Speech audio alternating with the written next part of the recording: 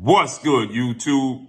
It's your boy, Blue Blood Sports TV, back at y'all with another one. So, interesting news.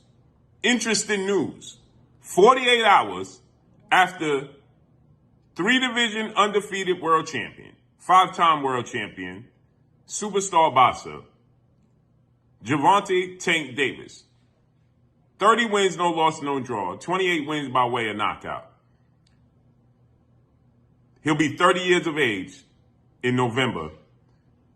5'5" with a 67-inch arm reach. Gervonta Tank Davis, after the reports came out that the fight between himself and Lamont Roach for December 14th in Houston, Texas, at the Toyota Center, was going to take place December 14th. And the reports came out, as I was one of them, to tell you that the fight is being postponed due to finances. Right? And Dan Raphael reported it was due to venue issues. Right?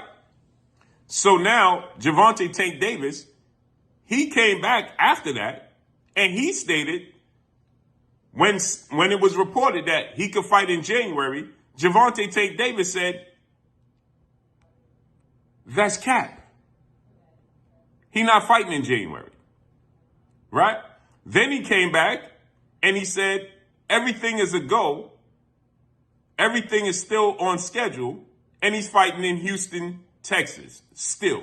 Now, it was reported he can move the fight from Texas to Las Vegas possibly in January. He said that's cap. Now, the reports come out today that Gervonta Tank Davis fight can be in January, and he's saying he's hearing that it can be in January, according to Dan Raphael, because that's who you listen to, right? So according to Dan Raphael, Tank Davis is stating that he's hearing the fight could be moved to January. Or Dan Raphael is saying he's hearing the fight could be moved to January. Regardless of when it's moved to, I told you, the Toyota Center was never booked. Just like yesterday, I stated that when Gervonta Tank Davis made the statement that everything is a go, and you had people come out here talking about he embarrassed people because they didn't know what they was talking about and everything is still on schedule.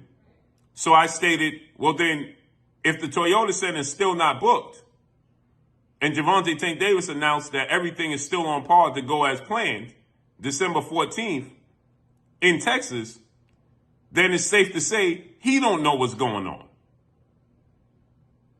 Huh? So then either he don't know what's going on or they can't square away the money. But you call the Toyota Center and it was never booked. And now today they tell you that he's not fighting in December, like he told you he was doing just 48 hours ago. Now he said somewhere in January he's not aware. But didn't he say fighting in January was cap? He said it was cap. Then he put the sad emoji. I guess it ain't happening in December like he said. But he said it was cap. And y'all said that when he announced that everything is still a go in Texas, that was him embarrassing people that was reporting that the fight was being postponed. Didn't y'all say that? I'm confused. So now the fight is being pushed back to January. Keep in mind, David Benavidez versus David Morrell is scheduled to go January 25th as a headliner, with Isaac Cruz versus Jose El Rayo Venezuela as the co-main event.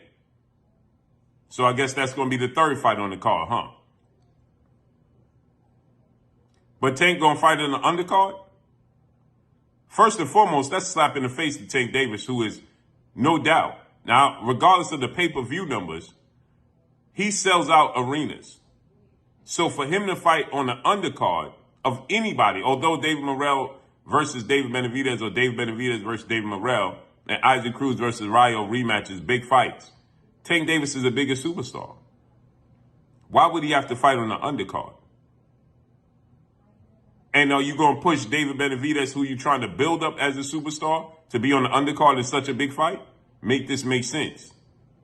Make this all make sense. And that's all I got for y'all. Follow me on Instagram at Blue Blood Sports TV, all one word. That's all I got for y'all. I'm gone. Peace.